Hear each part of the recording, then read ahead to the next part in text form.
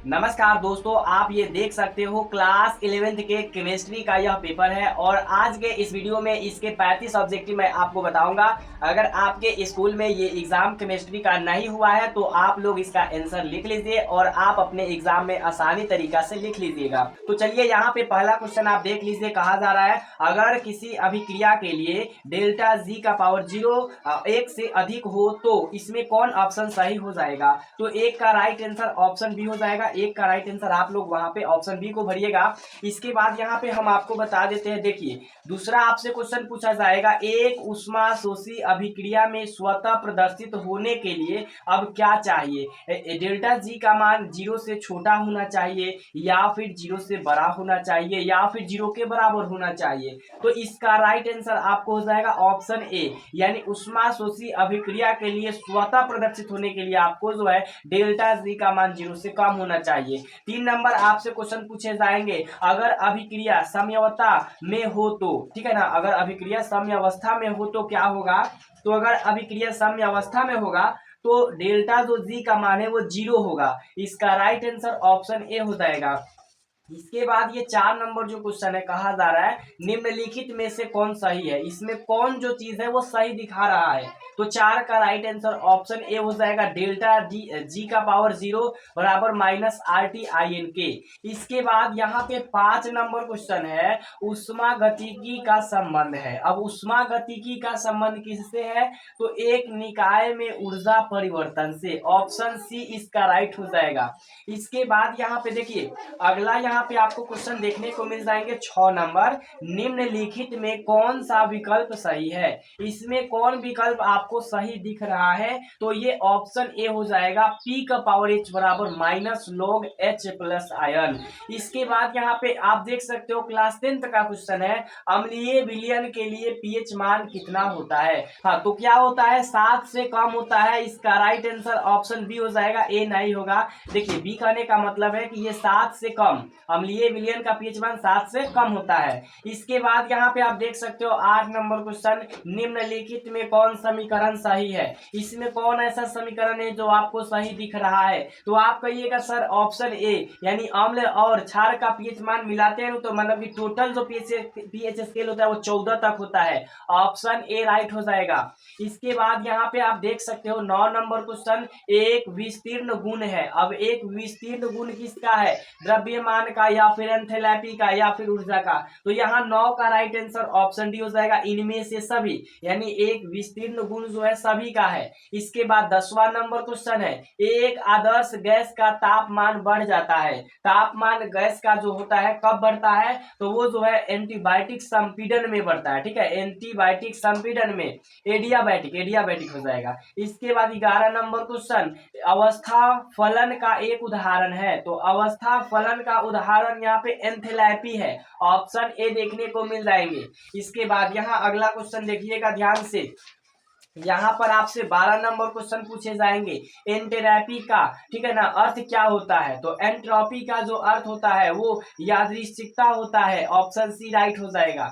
इसके बाद 13 number question है, सबसे कम एंट्रोपी होता है। सबसे कम एंट्रोपी कहाँ पर होता है, किसमें, हीरा में, NO2 में, N2 में या फिर ग्रेफाइट में। तो आप कहिएगा सर हीरा में जो होता है सबसे कम एंट्रोपी होता है, क्योंकि इसमें प्रकाश की चाल जो होता है ना बहुत कम होता है, इसका तरंगदैर्घ्य बहुत अधिक होता है।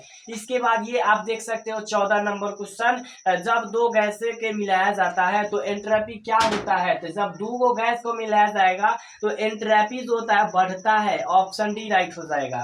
15 नंबर क्वेश्चन पूछा जाएगा, अवस्था फलन जो मानक अवस्था पर शून्य नहीं होता है वह है। तो 15 का राइट आंसर ऑप्शन बी हो जाएगा, एंट्रोपी। ठीक है, एंट्रोपी। 16 नंबर क्वेश्चन पूछा जाएगा, रुद्धोत्तम उत्क्रमणीय प्रक्रिया की एंट्रोपी है। तो इसकी एंट्रोपी क्या हो जाएगी, तो आप कहिएगा सर शून्य हो जाएगी। रुद्धोत्तम उत्क्रमणीय प्रक्रिया की एंट्रोपी शून्य होता है। इसके बाद वाला क्वेश्चन देखिए 17 नंबर, क्या कहा जा रहा है। 17 नंबर क्वेश्चन है, एक गैस को प्रतिवर्तित रुद्धोत्तम परिस्थिति में फैलने की अनुमति दी जाती है, ऐसी कौन प्रक्रिया के लिए शून्य है। तो 17 का राइट आंसर आप ऑप्शन डी कर दीजिएगा। इनमें से कोई नहीं, ये कोई ऑप्शन नहीं होगा, सब गलत है। इसके बाद 18 नंबर क्वेश्चन है 283 केल्विन पर बर्फ पिघलने की प्रक्रिया के लिए डेल्टा जी का चिन्ह क्या होना चाहिए। तो डेल्टा जो जी है उसका चिन्ह 0 से छोटा होना चाहिए, ऑप्शन सी राइट हो जाएगा। इसके बाद यहाँ पर 19 नंबर क्वेश्चन है किसी द्रव के वाष्पीकरण की प्रक्रिया के साथ साथ होती है। तो क्या होती है साथ साथ में, तो भाई इनमें से सभी चीज होती है। एंथैल्पी में वृद्धि होती है, एंट्रोपी में होती है, मुक्त ऊर्जा में भी कमी हो जाती है। इसके बाद 20 नंबर यहाँ पर क्वेश्चन किरचॉफ के समीकरण में कौन सा कारक अभिक्रिया की ऊष्मा को प्रभावित करता है। तो आप कहिएगा कि सर तापमान जो होता है ना प्रभावित करता है, तो ऑप्शन बी हो जाएगा राइट। 21 नंबर क्वेश्चन किसी यौगिक की एंथैल्पी किसके बराबर होती है। तो किसी भी यौगिक की जो एंथैल्पी होती है वो निर्माण ऊष्मा की बराबर होती है, ऑप्शन बी राइट हो जाएगा।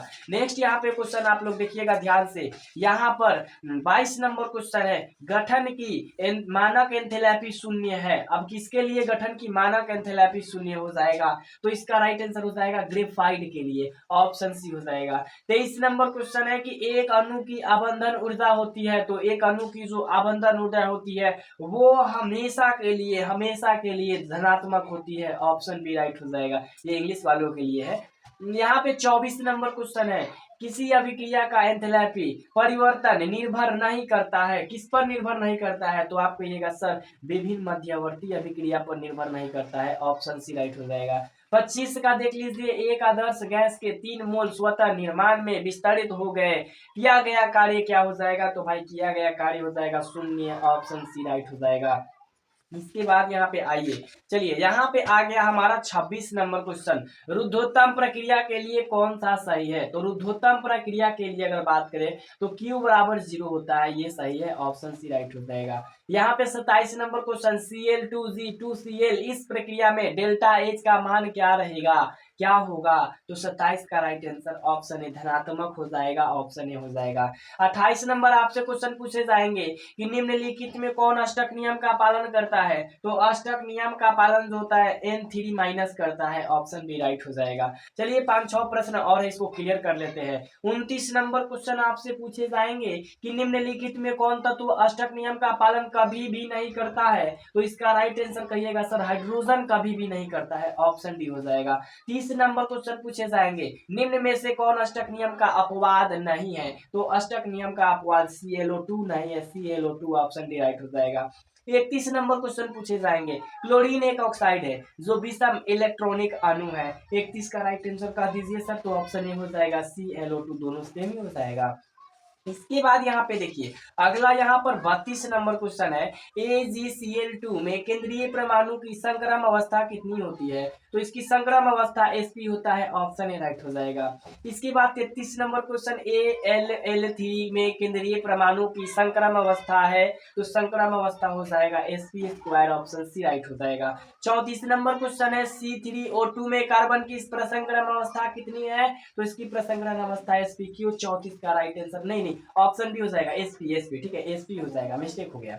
तो 34 का राइट आंसर ऑप्शन बी हो जाएगा। 35 नंबर क्वेश्चन पूछे जाएंगे संस्करण से हमारा तात्पर्य किसके संरक्षण से है। तो भाई साहब ऑप्शन सी हो जाएगा पारमाणविक कक्षक से, ऑप्शन सी राइट हो जाएगा। 2 क्वेश्चन है इसमें से कर लीजिए, ये पेज को खत्म कीजिए। 36 का यहाँ पे आपको बता दे तो ऑप्शन बी राइट हो जाएगा, बी हो जाएगा। और 37 का आपको बता दे तो एक XPQ कक्षक में संरक्षक में क्या होता है, तो 37 का राइट आंसर भी ऑप्शन बी हो जाएगा, यानी 1/4 p स्वरूप। आई होप कि सारा प्रश्न आपको आसान लगा हो, उसके साथ साथ आई होप कि आप ऑब्जेक्टिव पूरा याद कर लेंगे समय रहते ही, उसके साथ साथ आप क्लियर कर लेंगे। अगर समय आपके पास है तो आप लिख भी सकते हैं। और इसी के तरह फिजिक्स का भी पेपर हम लेकर के आए हैं और फिजिक्स का भी पेपर आपको बताएंगे। तो मिलते हैं फिजिक्स के पेपर में, तब तक के लिए जय हिंद, जय भारत।